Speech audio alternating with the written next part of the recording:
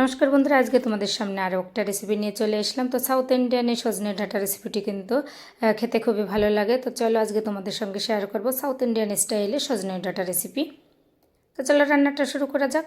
এবারে দেখো, প্রথমে আমি কড়াইটাকে সাদা তেল দিয়ে নিলাম। তো কড়াইটাকে আগে থেকে গরম করে নিয়েছি হাই ফ্লেমে। তো এবারে কিন্তু সজনের ডাঁটাগুলো 30 সেকেন্ডের মতো গ্যাসটা হাই ফ্লেমে রেখেই ভেজে নেব। তো তোমরা চাইলে এখানে সর্ষের তেলেও করতে পারো, আমি এখানে সাদা তেলে করছি।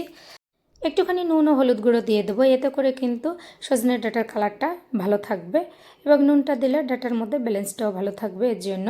তো এবারে কিন্তু সজনের ডাঁটাগুলো ভাজা হয়ে গেছে, নামিয়ে নেব।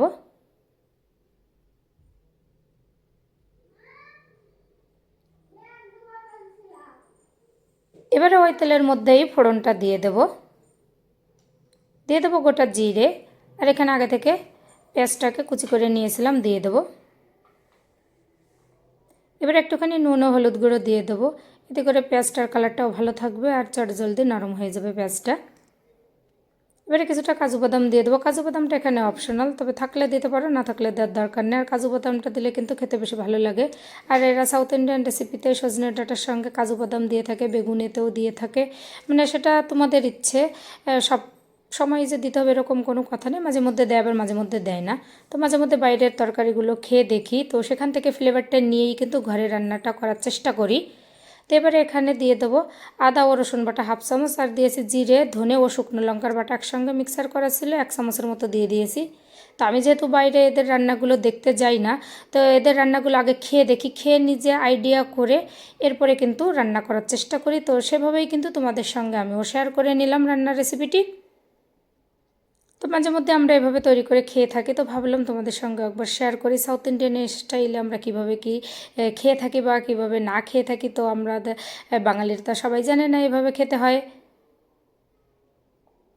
দেখো, মশলাটাকে কিন্তু অল্প জল দিয়ে আমি 3 মিনিটের মতো গ্যাসটা মিডিয়াম ফ্লেমে রেখেই কষিয়ে নিয়েছিলাম। আর এরপরে কিন্তু হাই ফ্লেমে দিয়ে দেবো, জলটা দিয়ে বলক চলে আসা পর্যন্ত। তো বলক চলে আসলে কিন্তু এবারে এর মধ্যে সজনের ডাঁটাগুলোকে দিয়ে দেবো, আর চেরা কাঁচা লঙ্কাও দিয়ে দেবো। এবারে আর একটুখানি নুন ও হলুদ গুঁড়ো দিয়ে দেবো। যেহেতু মশলাটা কষানোর সময় নুন হলুদ গুঁড়ো দিয়েছিলাম, ডাঁটাগুলো ভাজার সময় দিয়েছিলাম, এর জন্য অল্প করেই দিলাম এখন। এবারে ঢাকা দিয়ে রান্নাটা করে নেব ডাঁটাটা নরম হয়ে আসা পর্যন্ত।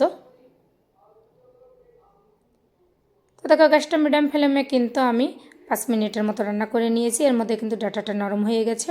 তো ঝোলটা কিন্তু অনেকটাই রয়ে গেছে, এর জন্য এবারে গ্যাসটা হাই ফ্লেমে দিয়ে দেবো, ঝোলটাকে কমিয়ে নেব। এবারে এর মধ্যে দিয়ে দেবো কারি পাতা ফ্লেভারের জন্য। তো সাউথ ইন্ডিয়ানে কিন্তু সব রান্নাতেই কারি পাতায় রাখিয়ে থাকে। এবারে ভাজা মশলাটা দিয়ে দেবো। তো কারি পাতাটা তোমাদের ফ্লেভার ভালো না লাগলে তোমরা নাও দিতে পারো, তবে কারি পাতাটা দিলে ফ্লেভারটা বেশি ভালো পাবে, এর জন্য কিন্তু কারি পাতাটা দেওয়া। তো এবারে হাই ফ্লেমে কিন্তু ঝোলটাকে একদমই এরকম গ্রেভি করে নিয়েছি।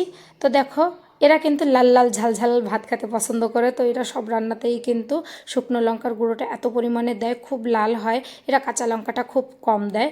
তো আমি এখানে লঙ্কার গুঁড়োটা একদমই ব্যবহার করলাম না। তো দেখো, লাল লাল না হলেই যে খেতে ভালো হবে না এরকম কোনো কথাই নেই।